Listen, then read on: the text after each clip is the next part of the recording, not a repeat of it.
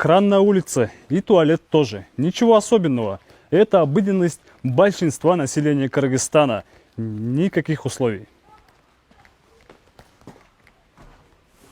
И всего 6 квадратных метров на семью из 5 и 6 человек. Повезло, если устроишься на работу. Доступный малый бизнес – это продавать чай, либо собирать бутылки, лишь бы прокормить свою семью.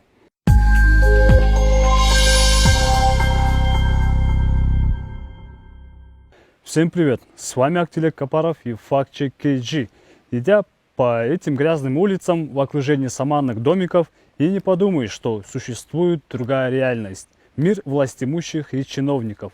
Их немного, но именно они воруют будущее у нас с вами. И вы даже не поверите, если я скажу, что под Бишкеком существует аналог Лувра, дворца французских королей. Итак, все по порядку. Это VIP-городок около президентской резиденции. Особая охрана, дорогая земля и дорогие особняки. Почти в каждом есть бассейн, ну и много других излишеств. Особняки в этом районе не раз становились объектом расследований. Здесь находили особняк экс-премьер-министра Омурбека Бабанова, здесь же живут дети и бывших чиновников. Итак, особняк под номером 37 находится в сердце этого городка. Но это еще не все. По данным издания Club KG, дома номер 37, 35, 35/1, 40/2 и 40/1 фактически это все одна территория почти в 1 гектар. Просто посмотрим объявление. Участок 8 соток в VIP-городке рядом с Аларчой вместе с двухуровневым особняком стоит почти $1 миллион. А теперь представьте, сколько стоит 1 гектар земли в более престижном месте. Каким является жилгородок Аларча. Один участок был куплен в 2012 году и оформлен на маму Апизу Матраимову. Но рост могущества и богатства семейства Матраимовых можно отследить по стройке на этом участке. Август 2015 года сносятся сразу 3 соседних особняка и начинается великая стройка. Что же произошло в жизни Раимбека Матраимова? 29 августа 2015 года его назначают заместителем председателя таможенной службы. До этого он возглавлял южное подразделение. В 2017 году завершается строительство 3 объектов.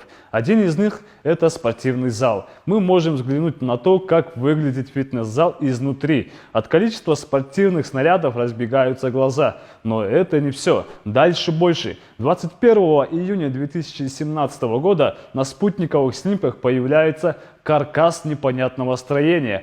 А уже через несколько месяцев в центре участка возвышается стеклянная пирамида. Так, стоп, где-то я уже это видел. Ах да, во Франции, а это Лувр, дворец французских королей. И посередине П-образного архитектурного комплекса стоит такая же пирамида. Сходство с Лувром видно и в архитектуре особняка. Куполообразные окна, арки и треугольные вставки под купола крыш. А это знаменитый фонтан на площади Согласия в Париже и почти такой же в доме Матраимовых. Только вместо статуй мифических персонажей у них стоят статуи непонятных животных. Видимо, это львы. И справа от пирамиды стоит беседка с куполом на крыше. Страсть к королевскому убранству отражается и во внутреннем оформлении. Фотографии были предоставлены нашими источниками. Дизайнеры назвали бы это безвкусицей, но желание чувствовать себя королями превращается уже в страсть.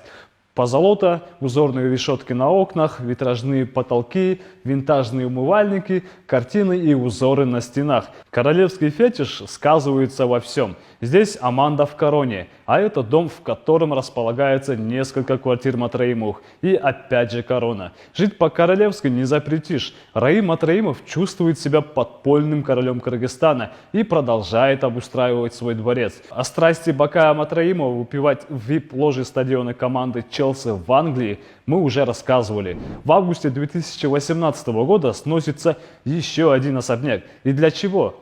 Для того, чтобы построить футбольное поле. И не просто тренировочную площадку с трибунами. Итак, композиция завершена. Ах да, и бассейн внутри дворца. Ну и стены, конечно же, расписаны в музейном стиле. Подпольный король со своим подпольным королевством, возможно, и продолжал бы наслаждаться несметными богатствами, полученными от коррупции на таможне. Но в 2017 году он вышел на публику, благодаря расследованию покойного Улана Иксбаева.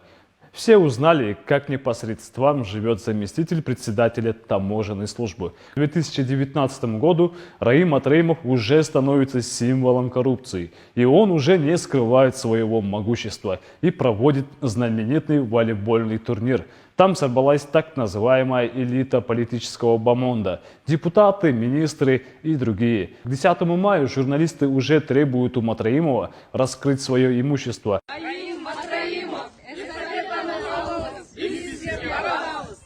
А 13 мая в ответ на обвинение Атамбаева Матраимов записывает свое видеообращение. И в тот же день Матраимов переоформляет свой королевский дворец на своего бизнес-партнера Нурбека Осмонова. В 2020 году отношения с бизнес-партнером резко ухудшаются перед парламентскими выборами, о чем свидетельствует выступление представителей партии Иман-Нуру. Бул суроо боюнча биздин тизмеде биринчи орунда турган Чыңгыз Макешов мырза айтылды.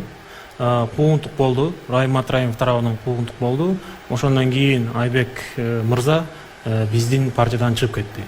Бүгүнкү күндө биздин партияда Осмоновдордун эч кандай тиешеси жок. Биз өз жолубуз менен баратабыз. А 27 ноября 2020 года новым владельцем становится давний друг семьи Матраимовых Нурлан Акматов. На знаменитой фотографии таможенников на отдыхе Нурлан Акматов стоит рядом с Матраимовым. А теперь этот псевдокоролевский особняк переходит на бумаги или фактически бывшему таможеннику и представителю Евразийского банка развития в Кыргызстане Акматову. Буквально в нескольких километрах начинается другая жизнь. Даже не жизнь, а выживание. И мы задаемся вопросом, почему мы настолько бедны? Где наши налоги? Где огромные международные кредиты и гранты? Где таможенные сборы? Ответ – коррупция. Наши деньги в этих особняках, королевских запросах чиновников, в их квартирах в Дубаях, на счетах в офшорах и банковских ячейках. С вами был Актилек Капаров.